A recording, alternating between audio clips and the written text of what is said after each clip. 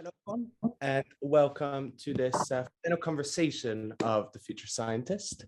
I'm James Barbieri, Program Coordinator here at the Power Center, and your host for today. As a host, I'm here to help you, so any problems, feel free to just let me know in the chat. Just very briefly, let me remind you to please mute your microphones and that the chat is open, so feel free to share your thoughts in the chat with the rest of the group. And that finally, this session is recorded for archival purposes, and that you should receive the link, the YouTube link, in a few days. So today we have a very much in-house session for the Future Scientist, as we will have Alex Thomas-Marin, Director of the Power Center, in conversation with Dr. Shantena Sabbadini, or former Director of the Power Center. Shantena graduated from the University of Milan and was awarded his PhD in physics from the University of California. In California, he contributed to the theoretical work behind the first identification of a black hole, the X-ray source Singus X1. In the 90s, he was a scientific consultant for the Eranos Foundation, where he produced various translations and commentaries of Chinese classics in Italian and English, such as the I Ching and the trilogy Taoist Classics. From 2002 onwards, he collaborated with F. David Peat, running the Power Center, and in 2017, he succeeded his friend and colleague as director of the center until this year. His most recent book in English is Pilgrimages to Emptiness, Rethinking Reality Through Quantum Physics, which was published by the Power Publishing in 2017. Alex is a physicist turned neuroscientist. He holds a PhD in theoretical physics and a master's in biophysics from the University of Barcelona. In 2016, he has been head of the Behavior of Organisms Laboratory at the Instituto de Neurociencia in Alicante, associate professor of the Spanish Research Council.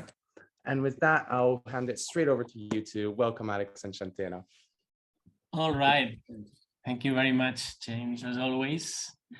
It's really great to have you here, Shantena. You're always with us, but today we're going to have the last installment of the Future Scientist, and it's really good. It can be you who comes here. And well, I'm very curious about many things. We're going to be talking about the I Ching, but before I wanted to ask you I Ching. All right, first thing to learn, I Ching. I wanted to ask you first about yourself, more about yourself, being a physicist, translator and farmer, and what brought you to translating, and in particular translating the I Ching?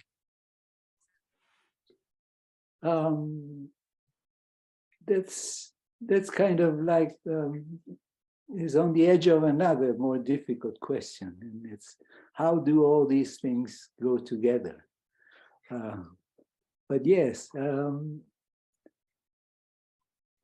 I started translating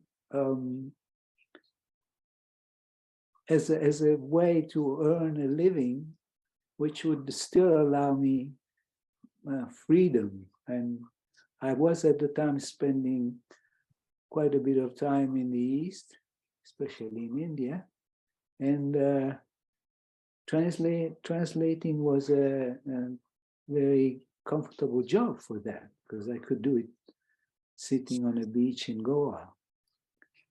And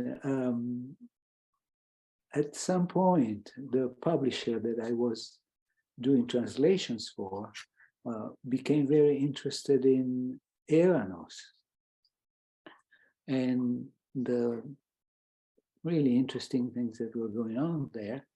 One of these was Rudolf Ritzema translating the I Ching.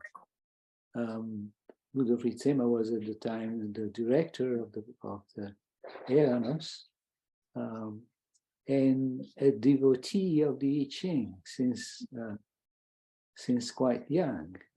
He met the I Ching when he was 19 and was still studying the I Ching when he passed away in 1986.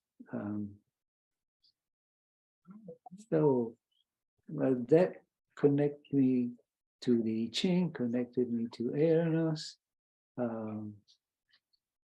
and was a good chunk of my life. why does one need to devote so much time to translating a text like this? At least that's what I imagine. It's like it's not just a job. It sounds, it feels, it looks like a project you devote a great deal of your life. What's special about the I Ching that requires that? I think the I Ching leads us, brings us to the edge of a question which is very close, I feel, to the spirit of the future scientist enterprise, that wonderful idea that you have developed, Alex. Is reality entirely describable by science, or is it not? If it is not, then maybe the I Ching can tell us something, can, or at least suggest that we focus more intensely on the question of what's scientific, what other modes of cognition exist, what we want to develop. And another question is the universe helping us in that? Mm. Is it neutral and objective, or it's somehow a mother? Mm. So working with the I Ching brings you to pose such questions. We'll see later. Sorry, go ahead. Yes. No, I was going to say, I wasn't expecting to hear that the I Ching can help us beyond divination, which is something I want to discuss further. So I will come back to this idea of helping, but since you suggested other modes of knowing, you said cognition, but maybe can be also expressed as other modes of knowing. What is that mode of knowing or cognition that the I Ching offers? And maybe it's also offered by other systems, psychological systems or traditions. What is that mode of knowing that in a way could complement, perhaps, could complement the scientific way? Absolutely. The mode of knowing was very clearly stated by C.G. Jung as with the term synchronicity. What is synchronicity? First of all, the name is to some extent inappropriate, because it suggests like things happening at the same time. It's not necessarily the case, but the connecting, the bridge is meaning. So it's like the I Ching invites us to look at things as meaningful. And that's in a way complementary to the scientific approach.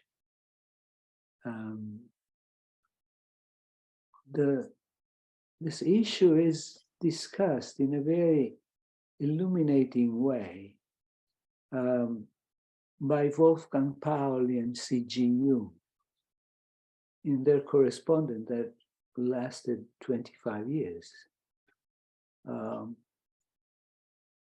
Wolfgang Pauli, who was a very interesting character on its own, went to Jung for therapy, but Jung didn't take him in therapy. He gave him to one of his students. He kept him for himself as a correspondent in this masterly work of correspondence that they carried on. And one of the issues they were discussing was synchronicity. Jung had brought his work on synchronicity to Eranos in 1950. And in the year 1950, 1951, his correspondence with, dense correspondence with Jung, largely focused on synchronicity. Jung at the time was very interested in the experiment of Duke in Northern Carolina on parapsychology. And he raised the question, can can we synchronicity in the same way, or in the same mode? And another question, can synchronicity be studied scientifically? Or can it be studied statistically? Interesting. Pauli's answer was essentially no. He said statistics or the scientific approach and synchronicity are complementary modes of understanding reality.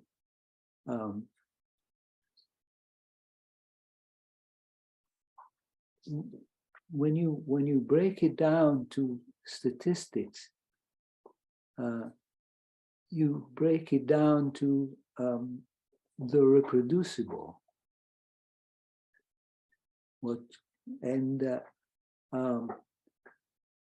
Synchronicity by its very nature, by being so closely related to meaning, cannot break down to the reproducible. But the reproducible is the key element of science.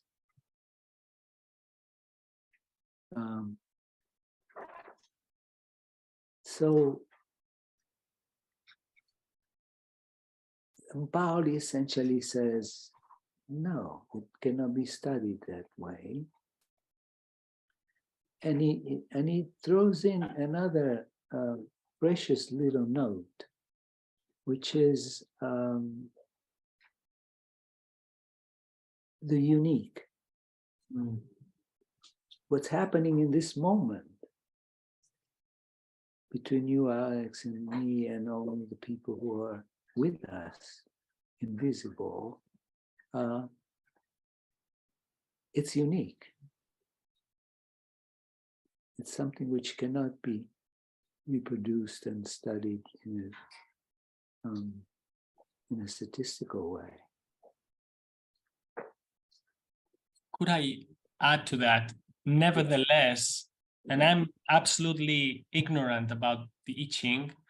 In a way, you're teaching me for the first time what it is. In a way, isn't it a system? It is a system of divination. And I want to ask you about divination as opposed to prediction. But being a system, and actually I got the copy. I mean, this seems in a way, maybe just the appearance, pretty scientific, you see? There are rules as to how you toss the coins. It's very systematized. There's something in it that feels scientific. And at the same time, I understand what you're saying. It draws on the very qualities of life that science has just put aside because they don't lend themselves to the so-called method. But maybe what I'm trying to do here is, to what extent can these two complementary ways be blended, or how blended they are? Meaning the I Ching being perhaps a bit scientific and science at least those of us who are trying to Yeah. push science towards being more meaningful and maybe able to grasp a little bit towards this gradient of the unique. Right. Yeah. Yes, it's true what you're saying. The I Ching is a bridge. It comes from shamanic practices of the 2nd millennium BC, of the Shang shamans. They would like read cracks in animal bones or turtle shells and give meaning to these random happenings. What do you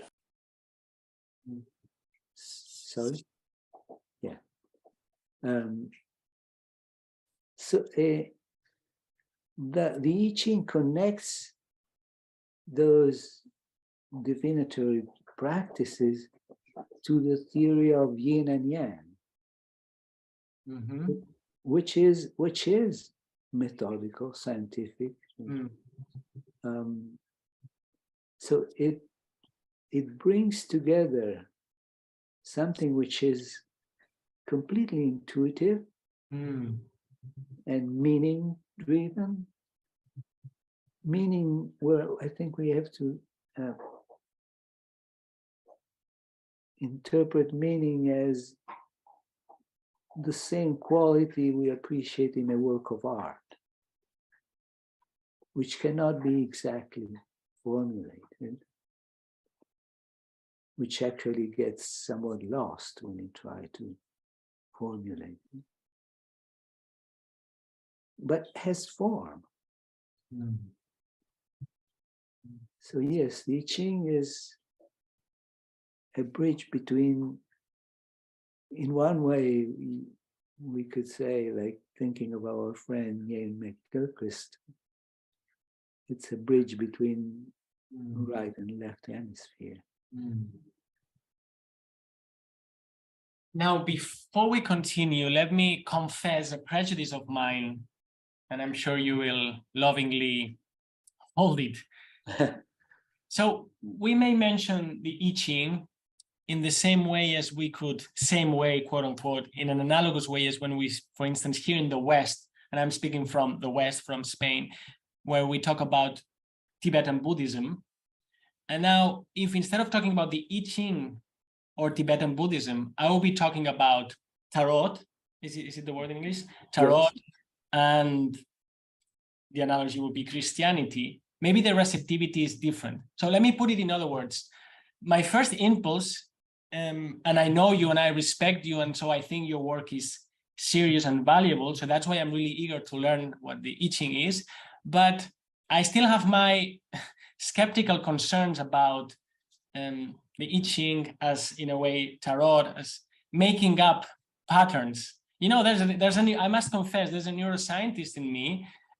No matter how hard I try to be heterodox or even heretic by chance, but there's an orthodox neuroscientist that says, well, but could it all just be patterns in the sky, in the clouds, and simply a very interesting and sophisticated and millenarian way of looking at the sky and making things up by looking at the clouds?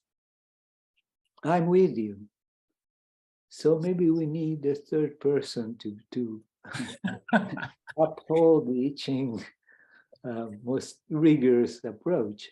Well, the Chinese were convinced that this is the map of heaven and earth. It's the map of everything. Is that true? I don't know. But I know that a system which is complex enough and sophisticated enough can, let's say, can give birth to meaning.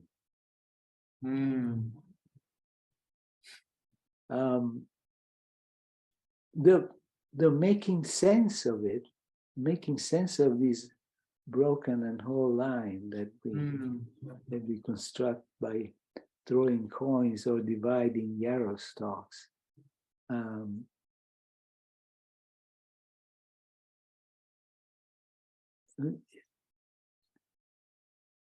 a question that inevitably comes up in our scientific skeptical mind is, if you got any other random combination of lines, could you maybe have made sense of it anyway?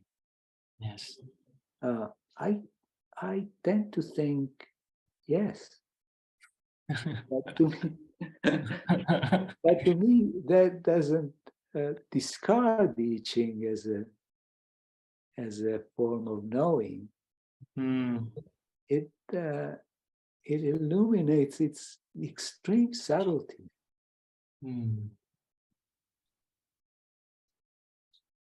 But some I Ching scholars would not agree with me. Yes. Well, probably the control experiment is not even possible, but it's intriguing and also funny that you're saying that even the control experiment would be meaningful. So it would defy, once again, our usual scientific habits, right?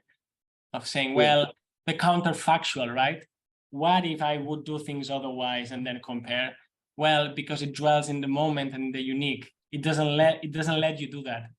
So it's a corrective for humility in a way, but at the same time, challenging. Yeah, a common event when you do I Ching with people is that at some point they do something wrong. And the question is it valid? What I get? I would say yes, sure. That's what the universe is mirroring back to you at this moment.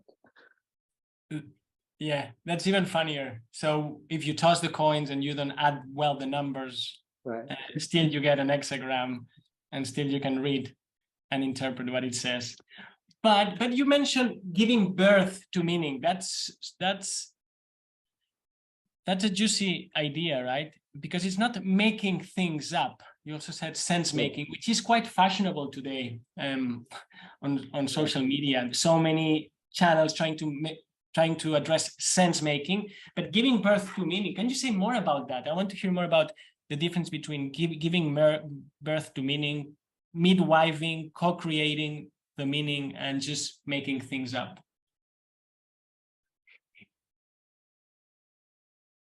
Well, maybe it's the difference between a very nice coffee and a Nescafe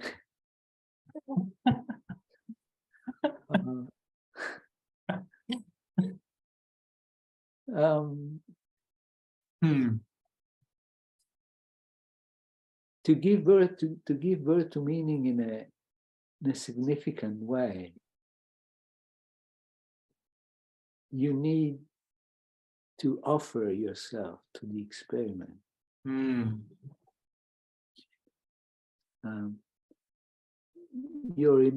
What we usually say is like your emotional involvement with your question is what fires meaning in the answer. So it's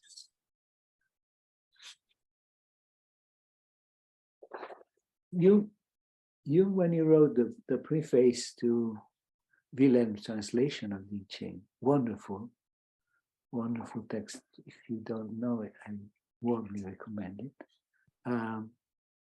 He does the same thing that we want to do tonight. He asked the I Ching about writing a preface to Wilhelm's translation, and gets a very meaningful answer, or at least an answer that he makes meaning out of in a very powerful way. It comes to describe really the difficulty of a Western mind to approach a book like the I Ching. now as a footnote, because I want to continue along this thread, but when we say the Western mind, what about the Eastern mind today? Do Chinese people today, can they embrace the I Ching in a way we cannot, or is in a way the Western mind has just conquered the whole globe? And when we say Western, we mean Western as opposed to Eastern a few thousand years ago. Yeah.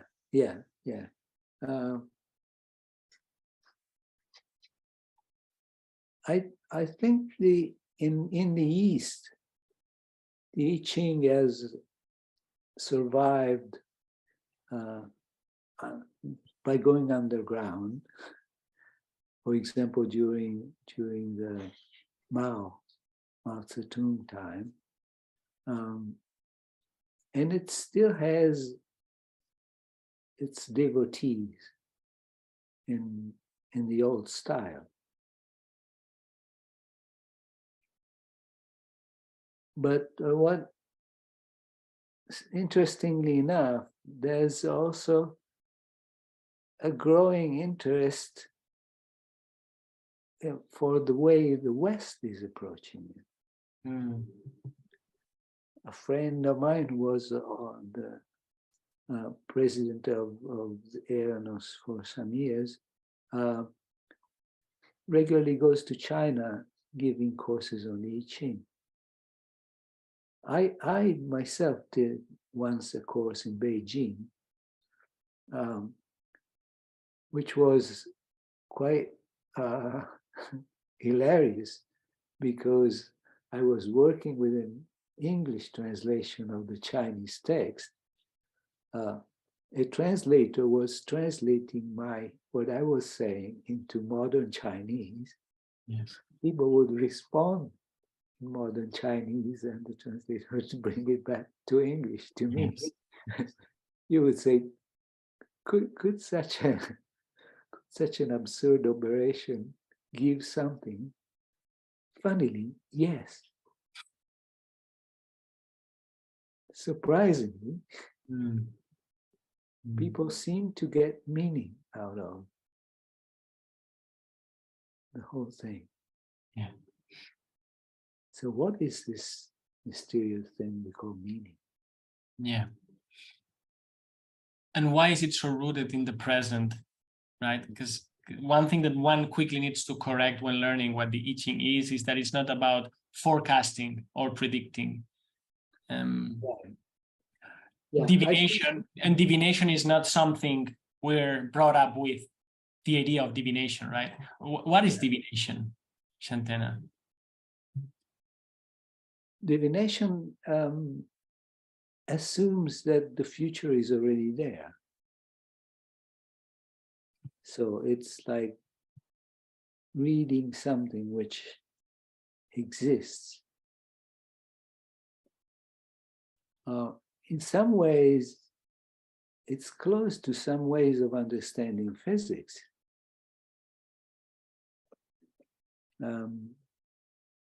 Like the block universe.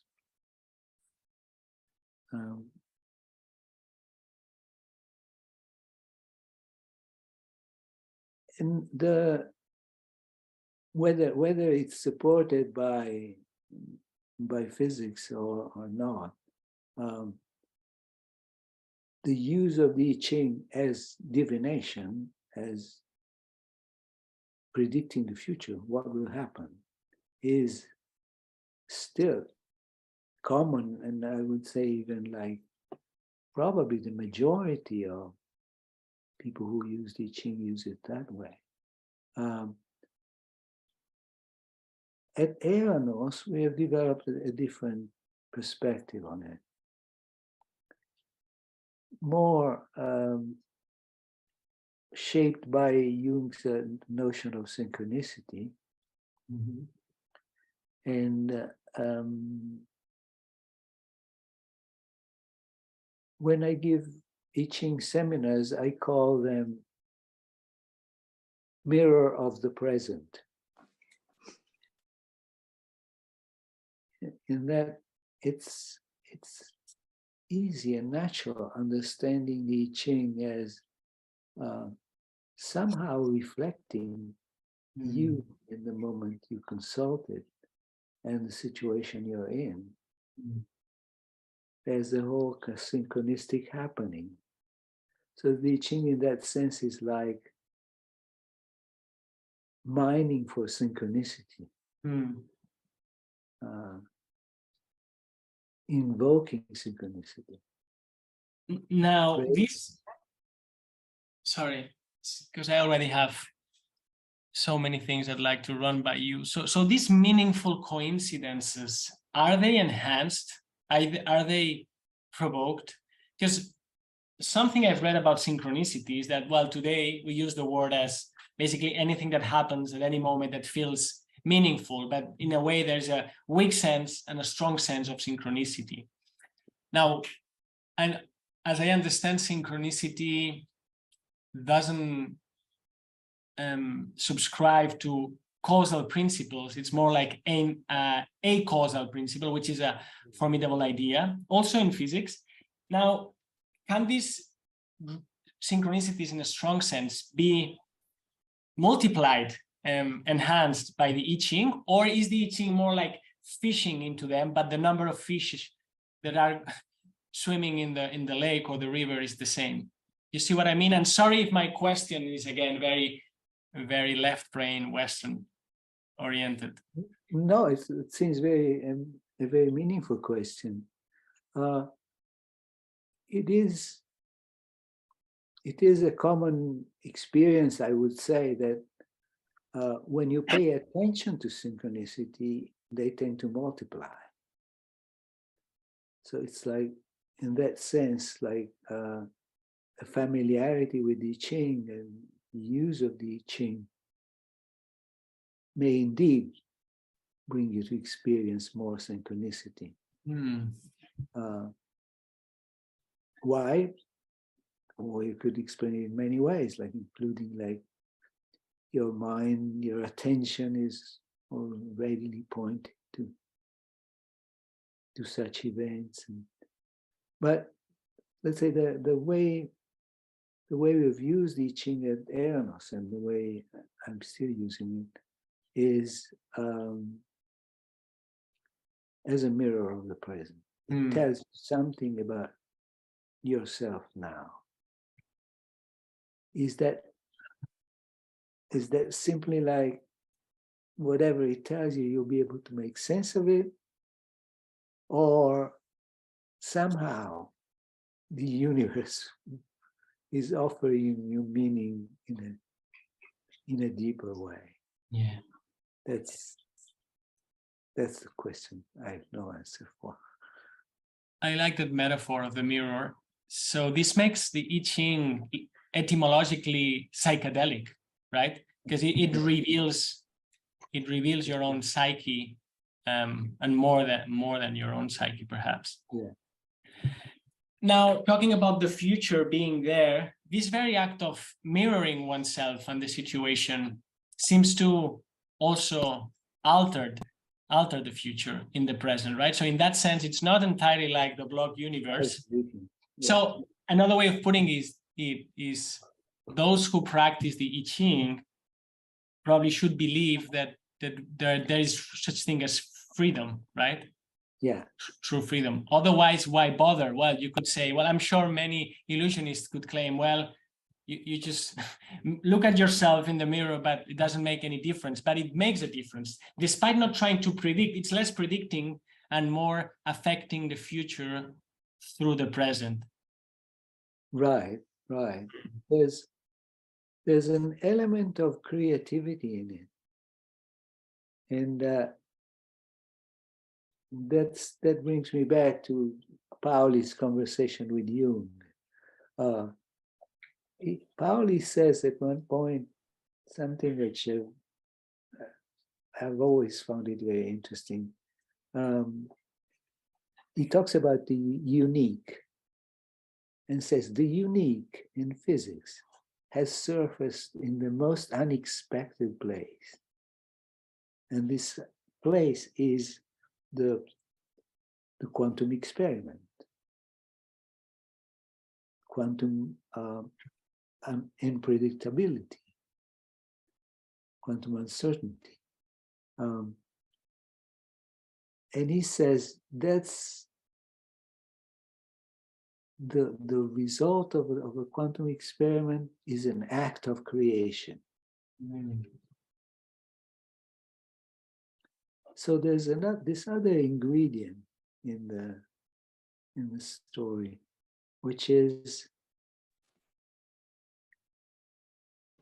creativity, the creativity of the universe manifesting in one specific form when you do it, the I Ching.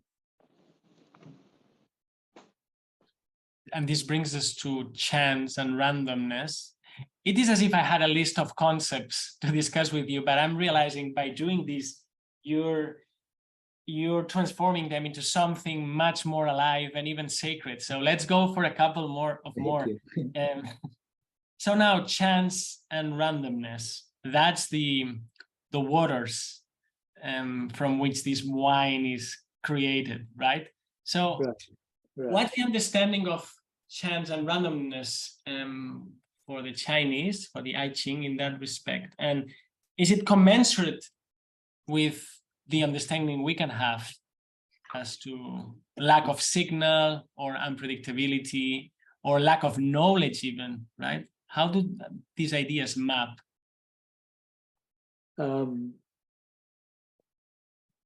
It's like the way we use randomness is simply, it's a way of giving up. It's saying like, I don't know. Yeah. I don't perceive any pattern in it. Yeah. And so Yeah. maybe Just wanted to add, my favorite philosopher, Henry Bergson, says randomness is the order one is not expecting. Therefore, it's a bit of an inconvenience, right? Right. Mm. Yeah, and one way of looking at it is like randomness is order of an infinite order. Mm. So indecipherable, but maybe it's the only thing that's worth deciphering. Mm.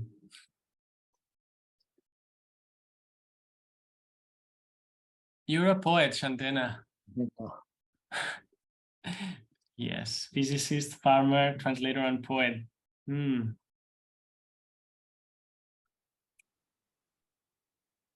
Now, chance and context.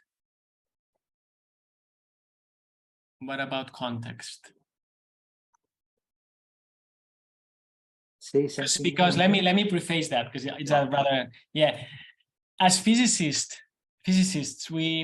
I would say we sneak in, we push like with a broom context to initial conditions for time and boundary conditions for space, right? So we have these distillations, which are the equations, and then contingencies go there. Like if you're a contingency, please go there, either through initial condition or boundary condition. Now in biology, we know that this starts to break down because there's no ceteris paribus. There's not all else being equal, right? Now in the limit where this is not possible at all, perhaps that's again the limit of the I Ching, right? Another challenge to our Western ways of thinking, where context is totally radical and constitutive, not decoration. Yeah. In the I Ching, context is present in the multiplicity of meanings that the Chinese characters have. Because that's one interesting aspect of the I Ching and great challenge for the foolish people that try to translate this is that the Chinese characters have a wide range of meanings, which are not each one, like say, like strongly defined, but kind of merging and melting into each other in ways which sometimes in the end produce the exact opposite of what you started with. But has like subtle contextual wisdom in it. I'm thinking of a word which I don't remember the Chinese word, but I remember it means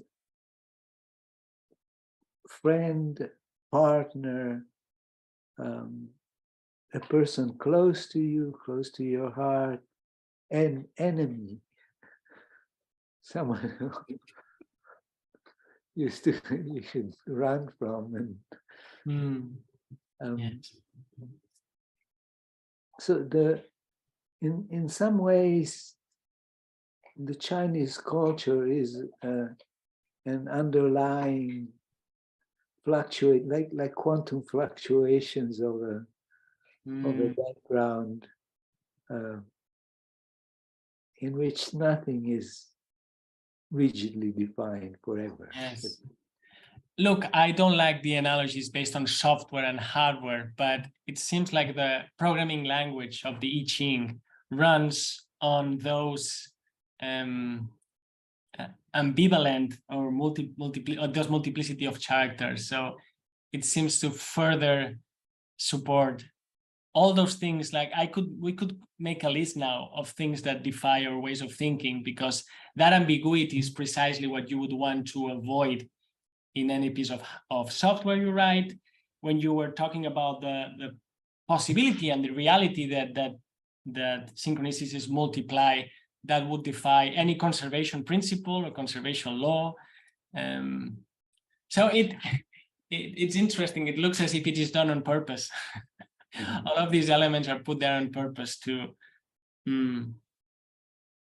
push our habits, which is what we're trying to do with the future scientist. So let me bring this back to the future scientist and ask you both, those past quote unquote scientists and the future ones yet to come, will they be fluent with all these poetic and very tangible concepts, and more than concepts, entities even we're discussing today? Or do you see both strands as maybe dancing one around the other, these complementary ways of knowledge, but everyone with kind of their limits, their bounds of operation? I think the way where we are now,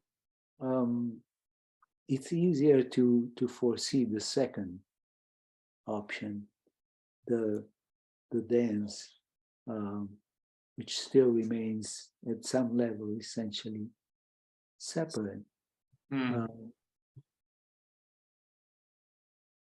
But that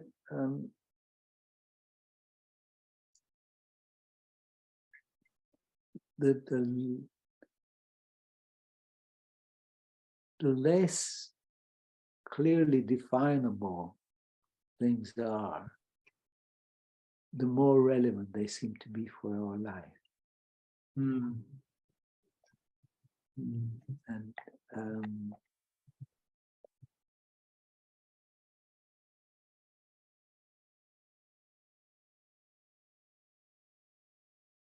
yeah.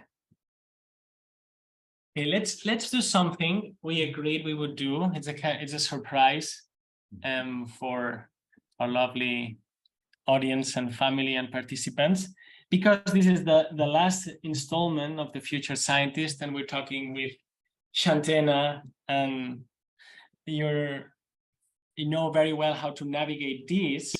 We're gonna now, before the comments and questions from the audience, we're gonna, what's the proper verb? We're gonna run the I Ching. We're gonna consult the I Ching, And so let's see if we can do this in a kind of agile way. It's the first time I do it, and it's the first time I do it online as well. And for So, me, it's the first time I do this sort of experiment. okay, so let's do something interesting here. So I did my homework. I have the translation and 3 coins, Shantena. Perfecto. Okay, so maybe you can explain how it's done in case somebody at home wants to do it at any moment. So we'll have like a good master, like a crash course on I Ching consultation. Yes. Certainly. You consult the I Ching by dividing a bunch of 50 sticks, which are traditionally stalks of the Achillea plant, or the shorter version is by throwing 3 coins. Each coin has one side that we decide it's yang and one we decide is yin. That's related to numbers. Yang is 3, yin is 2. When we throw 3 coins, we get 2, 2, 2, or 2, 2, 3, and so on. That defines one line, which can be like a whole line or a broken line. A whole line is yang, a broken line is yin, and they can be young or old. They can be stable or changing. The notion of yin and yang is all the time changing. It's this famous picture of the white and black mixing it, turning around and around. And so our lines can be also stable or changing. Once we've got our 6th line, our hexagram, we look it up in the book. There's a page which allows you to identify by crossing a column and a line and a row. Yes, it identifies what's your hexagram. Then you go and read the text.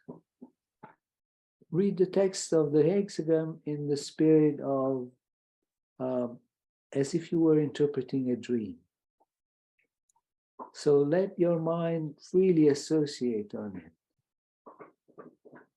Whatever you perceive is somehow meaningful. Right. There's no way of going wrong. The Chinese use the expression rolling the words in your heart. Ancient Chinese, by the way, does not distinguish heart from mind. They have the same word. Now, what consultations are allowed? Or what's the nature of the questions, right? Like I could ask for me, but of course, in this occasion, I want to ask for the future scientist, however vague and even abstract and distant that may sound. Is it still possible? It is possible, although it's somewhat adventurous. I've never done it. I usually do the I Ching or help people to do the I Ching for themselves, a specific situation in their life. This is it's a big vast as a question. But I recently did another vast consultation, kind of against the rules, so to speak, by doing an I Ching for the year 2023. And somehow the answer seemed very meaningful to me. So it encouraged me to do illegal things. Now, maybe a second illegal or strange thing. What's the role of the community or the audience or the group here now, right? Because in a way, I am doing it with you, but with all these That's right. tens of dozens of people that are right now listening to us. That's very important. Yeah. And what's their job, to put it simply? At Eanos, we did it around a round table. And the round table are kind of like a resonant body for the person asking the question. So we have this big resonant body here. It's kind of like an alchemical vessel, which something happens. Yeah. And this something may be different for each person, but may also have like a common thread running through it. But certainly the people who are part of it, who are present, are in some ways also doing their own divination. All right. Should we start then? Let's start. Do I need to concentrate, meditate, or I can just stupidly drop the coins on the table? I usually stupidly drop the coins on with no hurry, All right, so I've decided that 20, because these are euros, 20 Okay. is yang and the face is yin. Okay. Okay, very good. All So right, I'll drop them. Okay. Okay. All right, so 2 yin and 1 yang. 2 yin and 1 yang is 2, 2, and 3. That's a 7. Yeah. Okay. 7 is a whole line. All right. With no change. Another That's one, the first line of your hexagram, starting from the bottom. starting from the bottom. Okay. Another one. Another one. All right, the same. 2 yin and 1 yang, so it's another 7. Okay. Another yang line. Third one. Very good. The same thing again. Okay, that's another 7. Okay. Fourth one. Yeah. Oh, you will believe it. It's the same thing again. Okay. Another 7. Maybe I could show it. Well, doesn't matter. Okay, fifth one. Okay. Okay, now it changed. It's two yang and 1 yin, so it's an 8. 8. Okay. 8 Yes. is a yin line, unchanged. No change.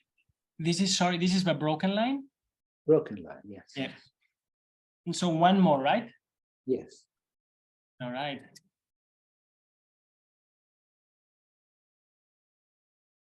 Again, 2 yin, 1 yang. So it's a 7. Okay. Okay, you've got a hexagram with no changes. This makes it simple for us because we can just refer to that single hexagram. All right. So, let's open the page.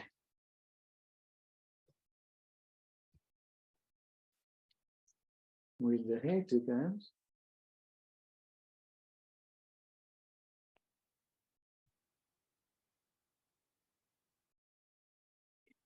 It looks like it's 14. Could it be? But please check it out. Energy and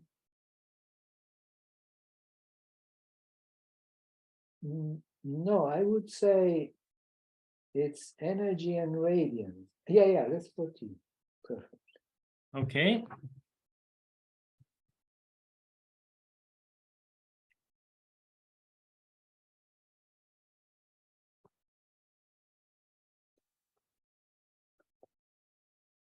"14 is called the great possessing.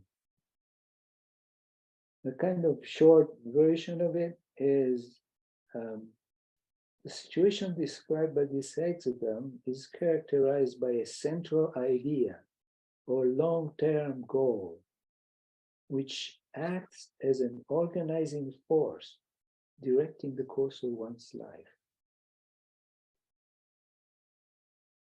The image of the situation is the core oracular text, and says, the great possessing, spring growing. Now, great in the I Ching, great refers to like large scale plans, wide vision. Spring growing, spring is the moment things arise, and growing is their development. So what it refers to like a powerful central idea.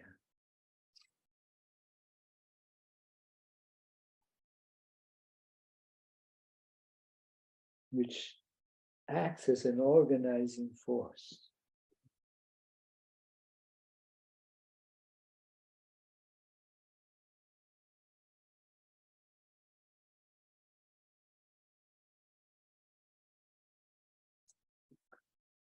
I'll read you another text. We won't have time to go through all the text of this lexicon, but just listen to the resonance of the preceding situation. Is number 13, which is called concording people. We could imagine these concording people when we refer it to the question we've asked.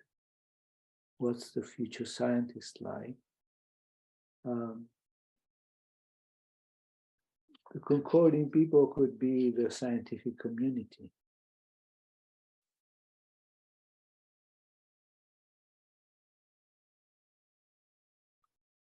The preceding situation text says, associating with people concording implies beings necessarily converting in truth.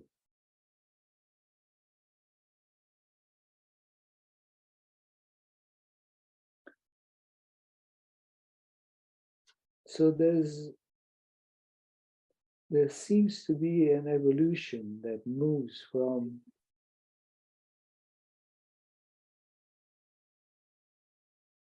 the scientific community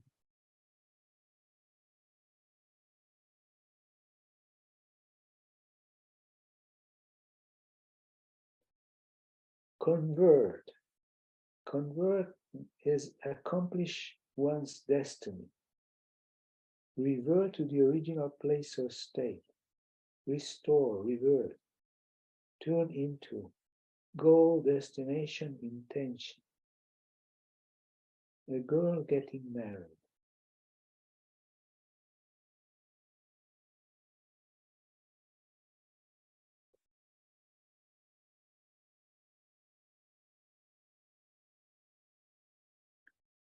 Now, this in truth is also puzzling.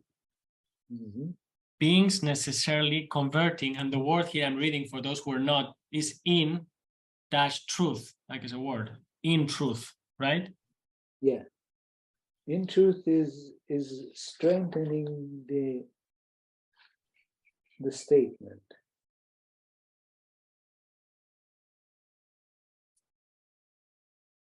The final affirmative particle. The preceding statement is complete and correct.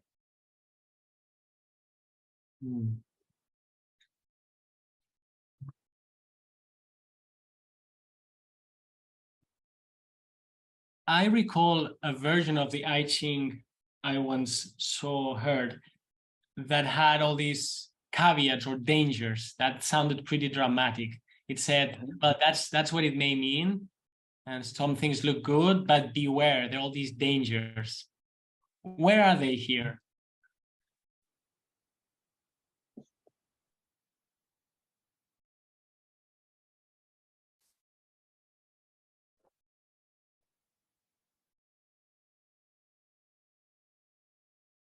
And by the way, at least your translation has 80, no, a bit less, maybe 10, a few pages to describe the whole hexagram and each of the pairs and each of the lines, right? So there's a lot we could read from, but we won't. Right. Also, in principle, since we didn't get any changing line, we won't be concerned about the individual changing line, only the general texts.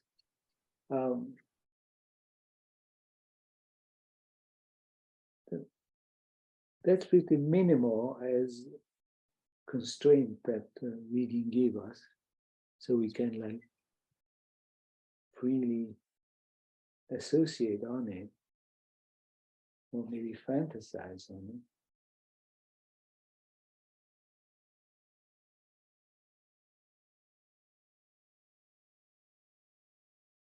I'm somehow feeling that this word convert is important here.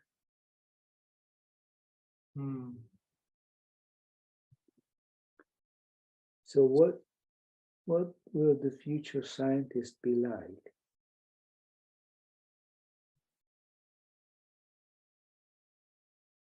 She or he will be driven by a long-term goal, an organizing force.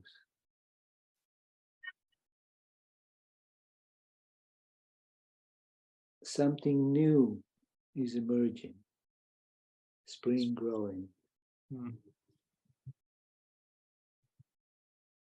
This convert doesn't sound, and it's not explained like this here, as convincing, which is our usual understanding, right?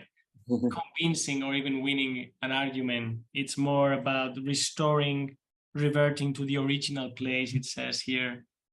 Yeah. Reverting. So it's a return in a way.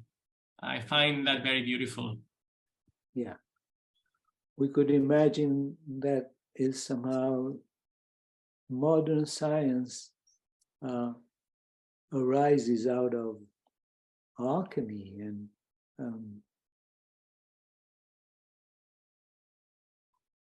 mystical vision of reality. And it also says here, a girl getting married. So this idea of marriage evokes a coming together, right, of something that was disjointed. So that return may have to do with that original thrust that animated it all. Yeah.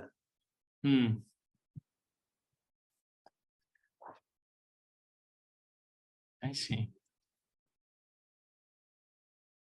Shantena, I will, of course, read it carefully later. Is there anything else you wish to mention about this now?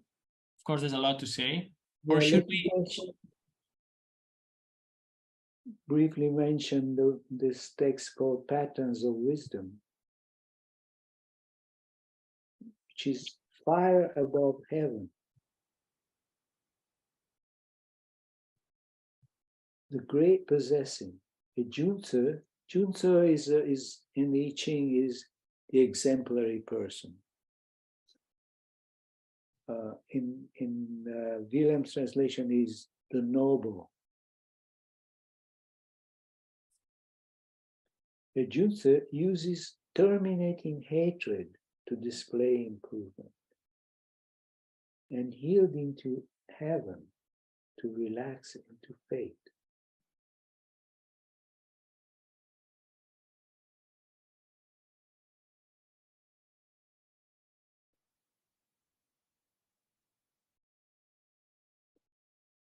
So this terminating hatred might be sharp antagonism, which is, as we've so clearly seen throughout the series of the future scientist, the present situation. Yeah.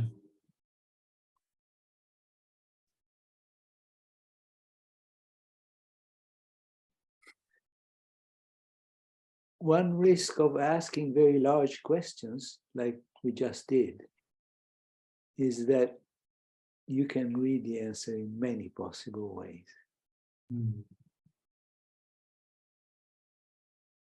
But that's good enough, I think, or more, even more than good enough, because I also like the idea that this is of, I would say this is resonating with me, the powerful central idea, concording people. That to me speaks about Pari and the opportunity that has been given to me to belong to Pari. But I'm also not just curious, I also want this to resonate with the dozens of people watching now. So what it means for them, the future scientist, interestingly, whether or not you're a scientist or not. So I'm happy if it's even more multiple in the answers it can provide to everyone. I think, Shantena, with this is a good moment to open it up to the rest and have maybe 20-25 minutes of comments and questions and remarks. Let me thank you again, Shantena, for doing this today, and also for that encounter we had 2 summers ago. Before I couldn't even imagine that all of that would happen, and how incredible your mind and your heart is. Back to that word that I just forgot in Chinese that blends them all. I think that word also speaks about you. So thank you so much, Shantena. Well, thank you. It's been so nice and generous of you to invite me to this talk. And I also carry a loving memory of that meeting on the beach and in the sea. Yes. What a better place could there be for new things being born in the sea?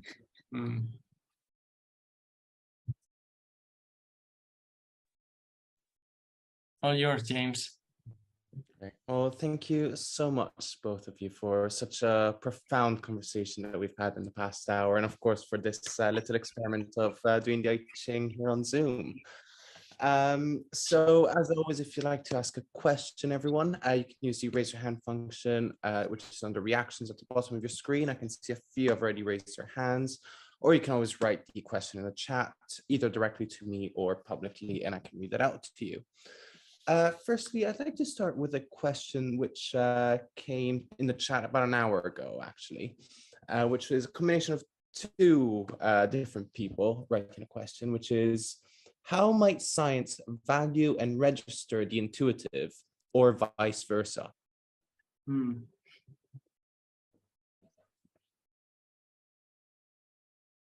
A quick answer for me before Shantena jumps in is that it already does. I think it already does. The great breakthroughs can be traced by historians and by the people themselves, those who had them, as moments of intuition, flashes, literally while dreaming.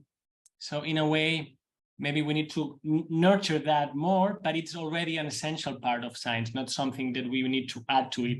Without those intuitive insights, I don't think we would have had quantum mechanics, but even classical mechanics, to put an example that we may take for granted. That's what I would, and that's how I would react to that. But maybe we can expand. I agree completely with Alex. I'm reminded of an anecdote. Was it? I think Henri Poincaré, who had been working on a difficult mathematical problem for months and months. And then one day, stepping on a bus, he saw the answer.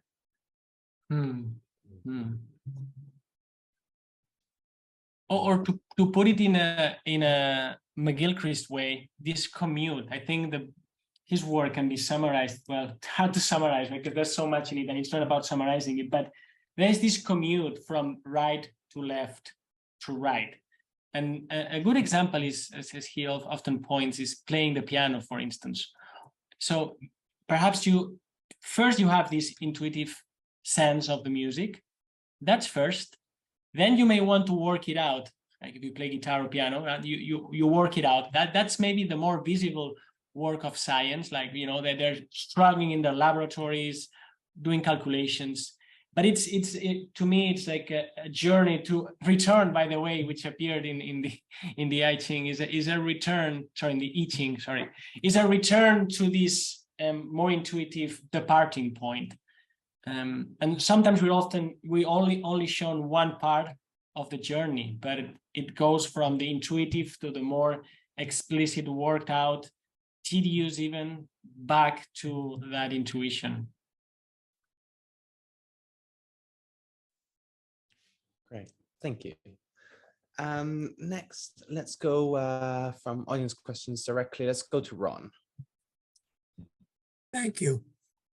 So, just to preface my question, I was having the same experience as Alex, because I'm reading The Master and the Emissary now, and I was also thinking about the right and then it goes to the left, and then it comes back to the right. And I was thinking of David Bohm's, it's the implicate, it goes to the explicate, and then it ultimately merges back into the implicate. Now, the question though, and I will see if this, what I preface this with, it could be connected. A question is asked, the coins are tossed, and what I was noticing is that Alex has an opportunity to interpret the hexagram, and Shantena has a opportunity to interpret the hexagram. So in each case, your individual consciousness is participating in the hexagram, and most likely it will be interpreted differently. How do we connect this, the consciousness participating in the interpretation? How do we make sense of that in the bigger picture? Yeah, I see. Shantena. I think with the universe's help, it's consciousness is somehow there all along, participating in the whole process. And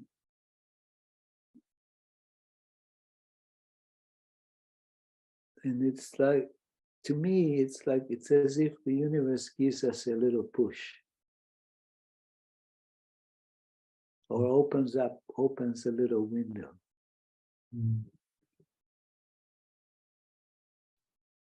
And maybe an answer from my side would be, well, literally through context. I mean, I know Shantena, I've spent some time with him.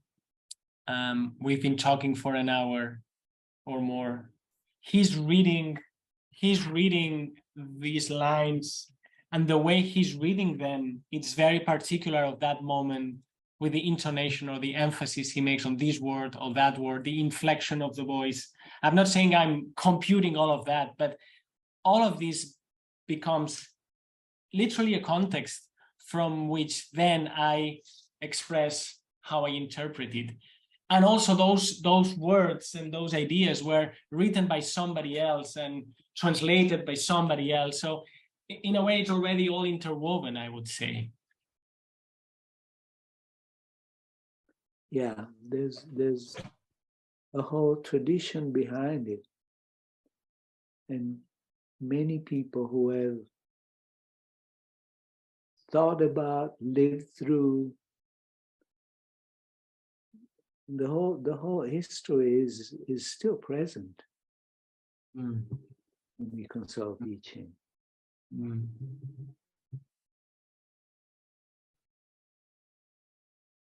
You don't seem satisfied with the answer, Ron, or maybe help us interpret now your facial expressions as to.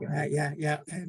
What's coming to mind is, with the hologram, there's the whole, and every bit of it is individual and yet is part of the whole, and everything is interconnected. You know, we know about entanglement and so forth, and that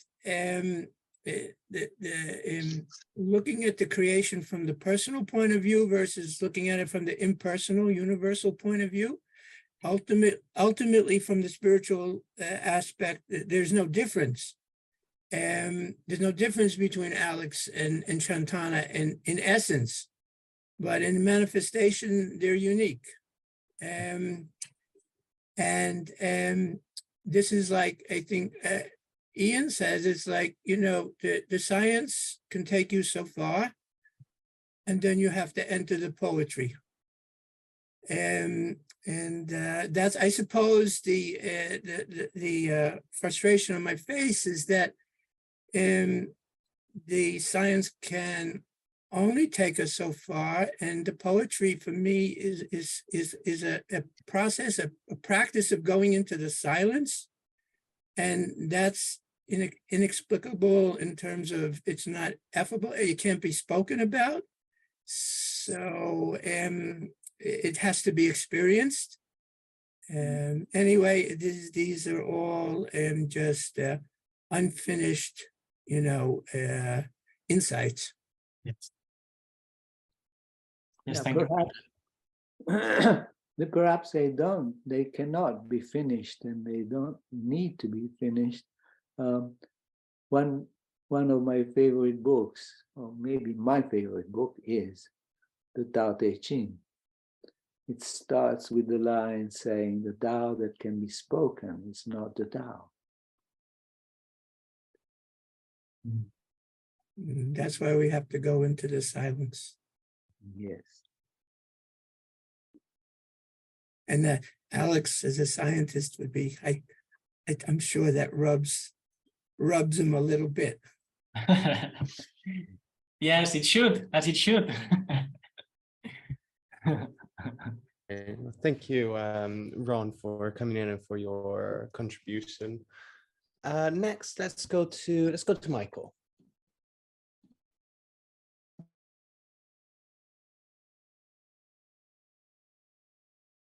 Hi, thank you. This series has been amazing, and Alex, you brought up context, and for me, I have a question for both you and mainly Shantena. With context, possible context for the I Ching, because Alex had mentioned about programming, and what I found is that if you're developing a complex system, you're starting with kind of this amorphous unknown, which is in itself a whole, and you end up with a different type of architecture if you start by defining pieces and then trying to put them together, rather than taking the whole, even though you don't know what it is at the time, and then gradually defining it, almost like you'd sketch on a canvas for a large piece of art. You wouldn't work the detail at all the corner. It would be a whole all the way through.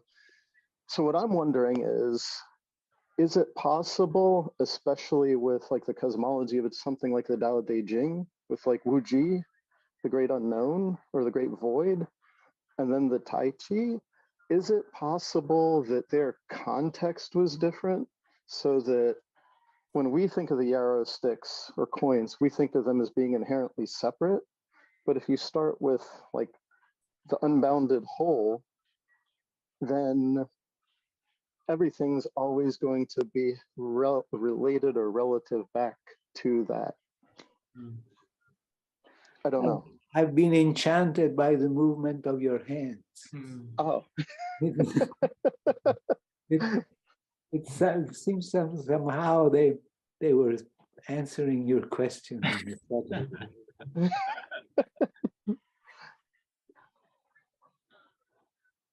But I mean, is that possible within the context of, say, like Chinese thought? Because the best I can approach is from like a Westerner who hasn't been to the East. So I don't know. Would you repeat the question? Is it possible that their context, the Eastern what we would call the Eastern context, would start with the whole, whereas our Western context, aside from maybe quantum, we tend to start with like the pieces, like the fingers, instead of saying, ah, there's the palm, they're all connected from the get-go. Yeah, I would say. Okay. You've proposed this already entangled in time and space. Now I would go one step above and say, perhaps your very starting point of making this distinction between East and West has a preceding step, which is a wholeness in the sense that we use it because it's useful, but I think in a way the East is in all of us and the West as well, right? Agreed. Yes. Yeah, I mean, I'm separating East, even though I look at East and West as, you know, it's human.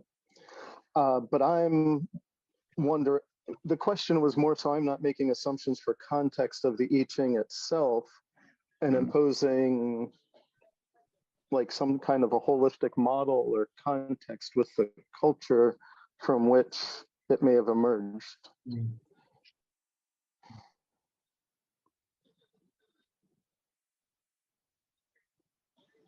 That was the question.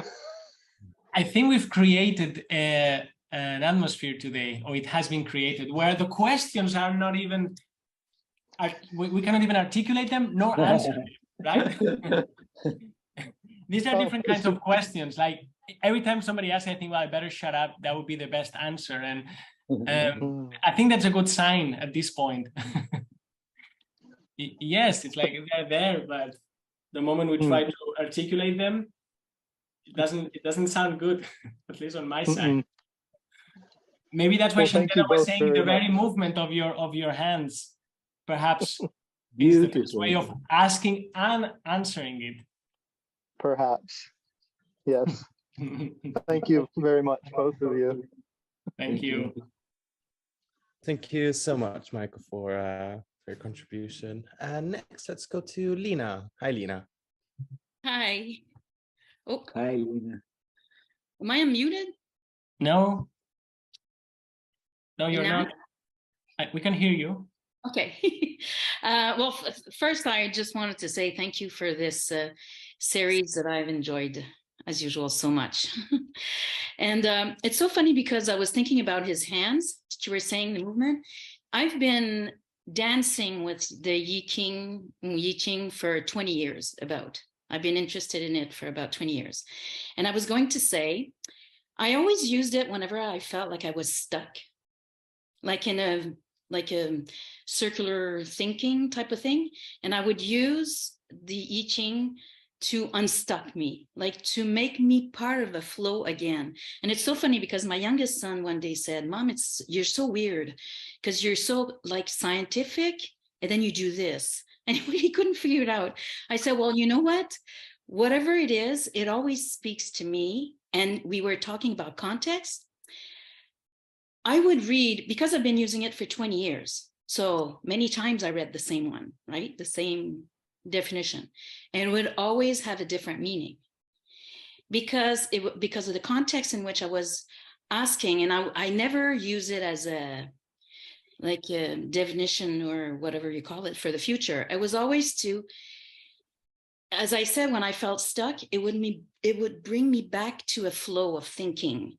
And then I would reflect on this, and it always helped me. And it was funny how I realized that I'd read that thing, and that's not what I understood the other time that I read it. And it was because of the context. Yeah. So yeah, that's why I wanted to mention the context and the flow of thinking. And of course, I started 20 years ago with a very, I would say, Western texts. Like they were very adapted and very like down to earth. And then eventually I came to seek the more original texts. And then I met Shantena, which was so like, he had translated the I Ching. I'm like, okay, this is so weird. And as I said, the profoundness of the text and this openness, and that's the other thing I wanted to mention, the creation. The I Ching for me, because I always used it when I was stuck, it always created something else. It made me into such a movement of life, and that's where creation, like the I Ching for me, is part of creation of life. So thank you so much. That's what I wanted to share. Thank you, Lena. Thank you. Thank you, Lena. Next, let's go to Claudius.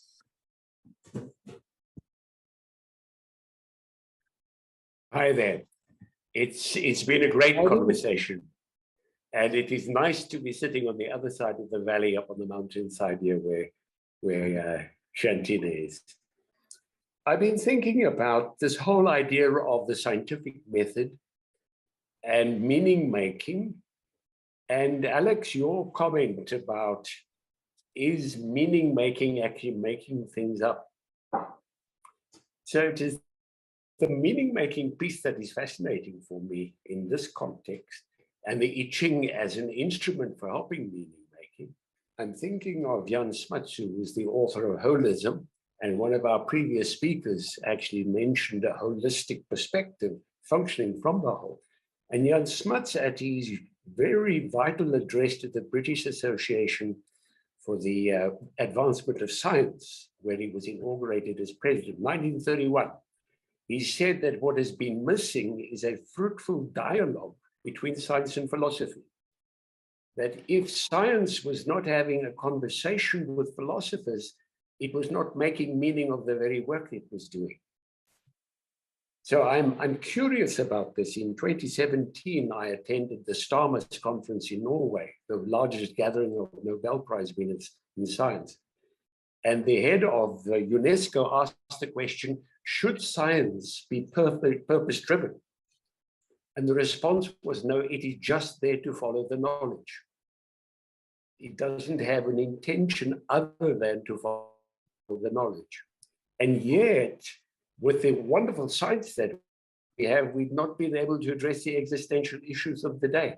And so I'm thinking about the whole notion of being able to use abductive thinking rather than inductive and you know, the abductive thinking as the detection of patterns and then allowing the patterns to elicit something. And so my specific question is the I Ching or the methodology that you've described actually a bridge to help us to frame, to recognize patterns, to frame them, to make meaning in a way that we can actually change and be more resourceful in dealing with our existential issues? I think that's the question that I want to put specifically. It's about abductive reasoning and the potential role of instruments like I Ching to support that.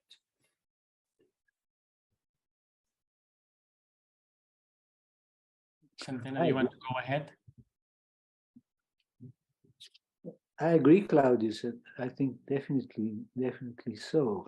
And as Lena said, it's like it helps us to get unstuck, and by doing that, helps meaning to emerge. And meaning has to do with the whole and not with the single parts. So the I Ching in that sense is a tool. A more down-to-earth comment from my side would be to ask, it may sound like an off question, but I often wonder whether the electron, let's say, is discovered or invented. Right? Ask this question. Or a planet even. Is it discovered or invented? And I think the answer is it's both. And so that to me has to do with meaning making or bringing birth to it, as Shantena said a few minutes ago. And it reminds me of Bruno Latour, who recently passed away. And his remark, which is a very Western sociology / philosophy of science, that laboratories are these places where people and machines and culture and human arrogance and hope and all of that gets in there, and what comes out is a fact. And a factum, it's something that it's made. But how come? Are facts made up? Well, they're not made up, but they're certainly made by humans, right? So it's not just meaning, I think it's everything from a bottle. Like the bottle is something that allows you to drink water, so it's already in relationship. So it's both in a way invented and discovered. So, well, that's what your question brought to my mind, that we are constantly doing it, not just with the I Ching, but we're constantly both discovering and inventing reality as we go. Yeah. And you could maybe say that reality is inventing itself through us. Yes. Wonderful. Well, thank you so much, Claudius, for coming in. Now we have gone a little over, so unfortunately, I guess we should start closing this session. As always, I'd like to come back to you two, if you have anything to leave us with before we close this session. I'm having a feeling of something very concrete and particular and unique, which is back to when I met you, Shantena. So you see, it's not a grand thought or an abstract idea. It's that encounter we had. I was recovering from a surgery. I was weak. It was hot. We drove with our little ones. It was a tiring day, but I feel that was really one of the portals through which all these blessings are just pouring down.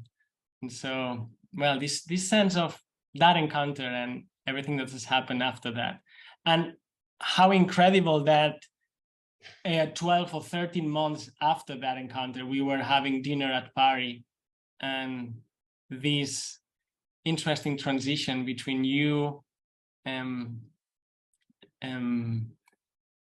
retiring or leaving the role of director and myself about to be asked to take it.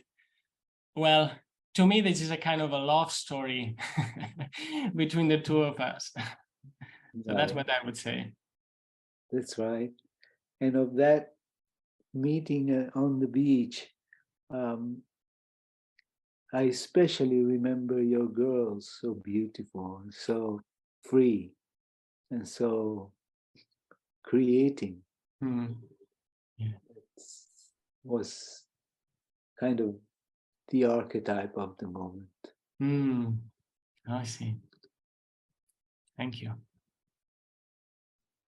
Oh, thank you both, really. This has been such a profound session, and yet very close to family. I mean, it's all Park Center people here, which is wonderful. Now, before we go, I'd just like to invite you to a few events coming up. Alex, would you like to mention something that's upcoming? Yes, well, ending up here would have been good enough, but we decided, I proposed to have one wrap-up session. I'm not sure how much we're going to be able to wrap up, how much paper and how much gift we have to wrap up. But a wrap-up session next week, next Wednesday, not Tuesday, next Wednesday, 21st, is the solstice. We'll wrap up these 12 installments, and also we're gonna swap. So it's not gonna be like somebody talking, in that case me, and then 30 minutes for question, but it's in a way I'm having the future scientist with you. So we're gonna be talking. I'll summarize some ideas and explain where I come from, how this was started, where it went, where it could have gone. And I will also speak about the plans for next year. As I've mentioned it already, some of you may have heard it, I felt like the future scientist itself had to evolve into something that's not constrained to this small but yet big small topic of a scientist. So we're going to start the Future Human series next year. And so it's going to be a transition to say goodbye and thank you to this amazing year, and to, in a way, prepare and discuss what this future human may be. Great. Well, thank you, Alex. And it really has been a wonderful year with the Future Scientists. We've had so many guests, and it'll be great to have this sort of wrap-up session next week on the 21st. And the official title is The Future Scientist, a recapitulation, and there's more on the website on this. Yes. But before that, we will have on the 15th, so this is Thursday, another free event with Mark Vernon in conversation with Beth Macy, called Spiritual Intelligence: What it is, how can it be cultivated, and why does it matter? And this is to celebrate the launch of Mark Vernon's new book, which has the same title. And it's a free event, so we do invite you all to join us then. So yes, so with that, I'd just like to thank you again, Alex and Shantena, and of course, everyone here too that joined us today. Thank you for your lovely messages that have been coming in the chat. And yes, we'll see you again soon here at the Power Center. Thank you all.